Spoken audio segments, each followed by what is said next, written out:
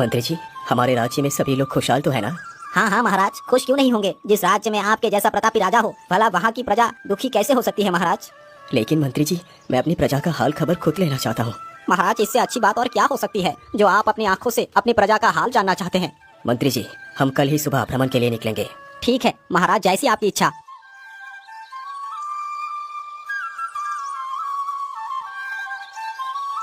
अगली सुबह ही राजा और मंत्री अपना वेश बदलकर प्रजा की खबर लेने के लिए निकल पड़ते हैं।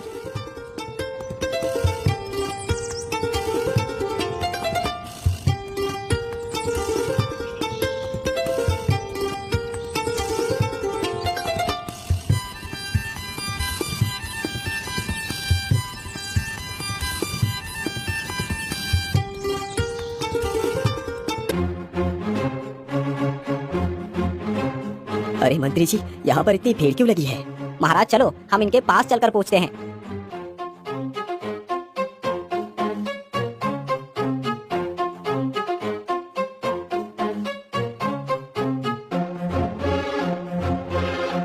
अरे भाई, क्या बात है? आप लोग रो क्यों रहे हो? अरे बेटा, मैं आपको क्या बताऊं। मेरा बेटा इस पेड़ के नीचे बैठकर तपस्या कर रहा था, तभी इस कुएं के अंदर से एक सुंदर स्त्री सी कन्या निकली। मेरे पुत्र ने जैसे ही उस लड़की को देखा तो वो लड़की इस कुएं में चली गई। उसी सुंदरी के पीछे मेरे पुत्र ने भी कुएं में छलांग लगा दी। मेरे पुत्र को इस कुएं के भीतर गए हुए पूरे 2 दिन हो चुके हैं, लेकिन मेरे बेटे का कोई पता नहीं चल पाया है कि वो कहाँ गया है। लेकिन इस कुएं में से तो उसे कोई भी बाहर निकल सकता है, फिर किसी ने उसे बाहर क्यों नहीं निकाला? अरे बेटा, इस विशाल कुएं को देखकर किसी की भी हिम्मत नहीं हुई कि वो इस कुएं के भीतर जाकर मेरे बेटे को बाहर ले आए। बेटा, अब इन बूढ़े हड्डियों में तो इतनी शक्ति भी नहीं बची है कि मैं इस कुएं में जाकर अपने पुत्र को निकाल सकूं। एक वही मेरे बुढ़ापे का सहारा था, पर वो भी चला गया। अब तो हमारा जीना ही व्यर्थ है, इसीलिए अब हम दोनों भी इस कुएं में कूदकर अपनी जान दे देंगे। अरे नहीं नहीं भाई, आप ये कैसी बातें कर रहे हैं? आप चिंता न करें, मैं इस कुएं के भीतर जाऊंगा और तुम्हारे पुत्र को ढूंढ कर लाऊंगा। इतना कहकर राजा कुएं की दीवार पर खड़ा हो जाता है और झट से कुएं में छलांग लगा देता है। राजा सीधे पाताल लोक में पहुंच जाता है। राजा पाताल लोक में बेहोशी की हालत में पड़ा था। कुछ ही देर में राजा को होश आ जाता है। अरे ये कौन सी जगह है? मैं कहाँ हूँ? अरे भाई, ये पाताल लोक है। लेकिन तुम कौन हो? भाई, मेरा नाम प्रकाश है। परंतु तुम इस पाताल में कैसे पहुँचे? अरे भाई, मैं तो पाताल की राजकुमारी के प्रेम में पड़कर यहाँ तक आ गया। प्रेम? लेकिन कैसा प्रेम? अरे मित्र, मैं कुएं के पास पेड़ के नीचे बैठकर तपस्या कर रहा था, तभी पाताल की राजकुमारी कुएं में से बाहर निकल कर आती है। जब मैंने पाताल की राजकुमारी को देखा तो मैं उनकी सुंदरता का दीवाना हो गया और उनसे प्रेम कर बैठा। तभी राजकुमारी वापस कुएं के अंदर चली गई। ये देखकर मैं अपने आप को रोक नहीं पाया और मैं भी कुएं में कूद गया। तब से मैं यही राजकुमारी के साथ ही रह रहा हूँ। अब तो मुझे यहाँ बहुत अच्छा लगने लगा है। मुझे तो ऐसा लगता है जैसे ये पाताल मेरे लिए स्वर्ग है। अरे तुम तो कितने स्वार्थी हो। तुम अपने स्वार्थ के लिए अपने उन बूढ़े माँ बाप को भी भूल गए हो जो तुम्हारे वियोग में तड़प तड़प कर अपनी जान देने जा रहे हैं। अरे भाई, आप ये कैसी बात कर रहे हैं? क्या मेरे माता पिता इतना ज्यादा दुखी है मेरे लिए? हाँ, तुम्हारे माता पिता का दुख मुझसे देखा नहीं गया, इसीलिए मैं भी इस कुएं में आ गया। तुम्हें अपने माता पिता के पास चले जाना चाहिए। लेकिन मित्र, मैं राजकुमारी को लिए बिना यहाँ से नहीं जा सकता, क्योंकि मैं राजकुमारी से प्रेम करता हूँ और उन्हीं से विवाह करूँगा। लेकिन प्रकाश, तुम्हें क्या लगता है तुम मुझे इतनी आसानी से प्राप्त कर सकते हो? और मैं भला ये कैसे मान लूं कि तुम मुझसे सच्चा प्रेम करते हो? राजकुमारी जी, यदि ऐसी बात है तो मैं अपने प्रेम को साबित करने के लिए कुछ भी कर सकता हूँ। तो फिर ठीक है, यदि तुम वास्तव में मुझसे प्रेम करते हो तो तुम्हें अपनी प्रेम परीक्षा देनी होगी। हाँ हाँ राजकुमारी जी, मैं तैयार हूँ। बोलो मुझे क्या करना है। रुकिए प्रकाश जी, मैं अभी तुम्हें बताती हूँ। इतना कहकर राजकुमारी ताली बजाती है। ताली बजते ही 2 सिपाही एक बड़ी सी कढ़ाई लेकर आते हैं जिसमें खौलता हुआ तेल होता है। खौलते हुए तेल को देखकर तो राजा भी भयभीत हो जाता है।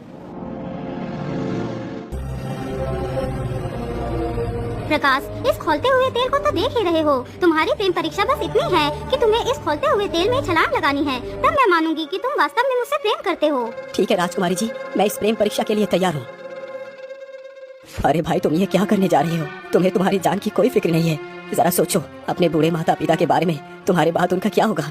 मित्र, मैंने सब कुछ सोच लिया है। यदि राजकुमारी मुझे नहीं मिली तो मैं वैसे ही मर जाऊंगा, इसीलिए मुझे ये परीक्षा देनी ही होगी। मित्र, यदि मैं जीवित ना बचूं तो मेरे माता पिता को संभाल लेना और कह देना कि तुम्हारा बेटा प्रेम में मर गया। वो मेरे मरने का शोक ना करे। प्रकाश की यह सारी बातें सुनकर राजकुमारी भी पिघल जाती है। अच्छा मित्र, अब मैं चलता हूँ। इतना कहकर प्रकाश तेल की कढ़ाई की तरफ बढ़ता है और जैसे ही वह कढ़ाई में कूदने की कोशिश करता है तभी राजकुमारी प्रकाश का हाथ पकड़ लेती है।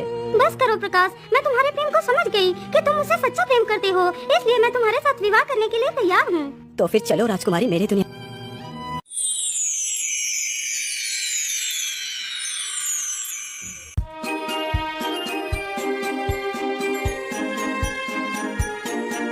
बेटा, तुमने मेरी बहुत मदद की है। मैं तुम्हारा ये एहसान कभी नहीं चुका सकता। इतना कहकर वह सारे लोग वहाँ से चले जाते हैं। महाराज आप तो कितने वीर हैं, अपनी जान की परवाह किए बिना ही आपने इस विशाल कुएं में छलांग लगा दी। मंत्री जी मैं क्या करूं, मेरे सामने यदि कोई कष्ट में होता है तो मैं उसे कष्टमय देख नहीं पाता। महाराज आप महान हैं, आप महान हैं महाराज। चलिए मंत्री जी अब हमें इससे आगे चलना चाहिए। फिर वे दोनों वहाँ से आगे बढ़ चलते हैं।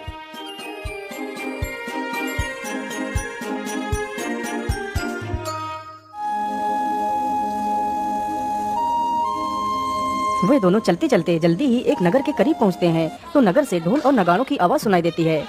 महाराज मुझे तो लगता है इस नगर में कोई खुशी का माहौल है, यहाँ पर कोई शुभ कार्य हो रहा है।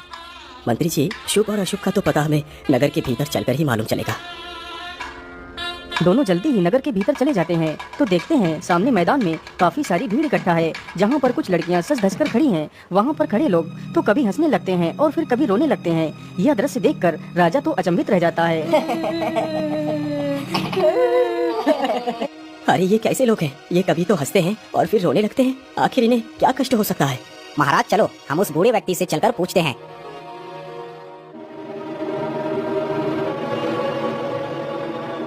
बाबा यहाँ पर ये क्या चल रहा है, ये सभी लोग कभी तो हंसते हैं और कभी रोने लगते हैं। आखिर इन्हें क्या कष्ट है।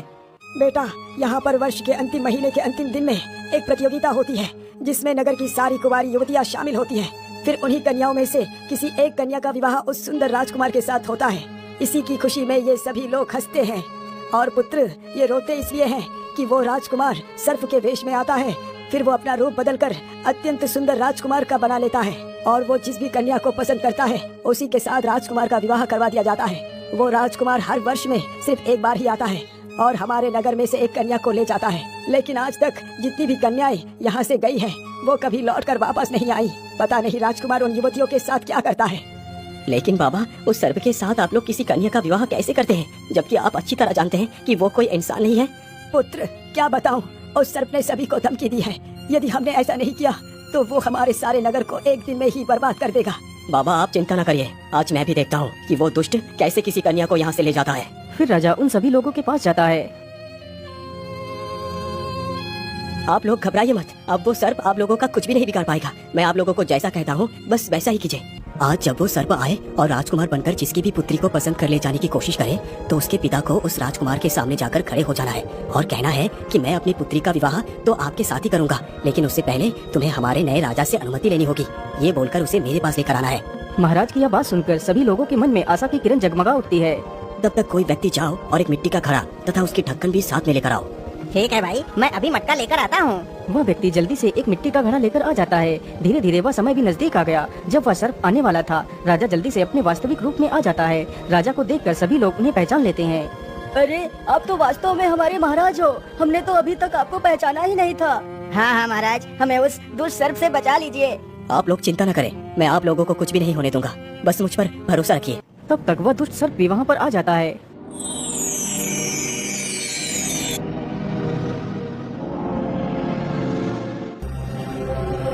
अरे वाह, यहाँ पर तो सभी लोग मेरी ही प्रतीक्षा कर रहे हैं। ये सब देखकर तो मुझे बहुत खुशी हुई।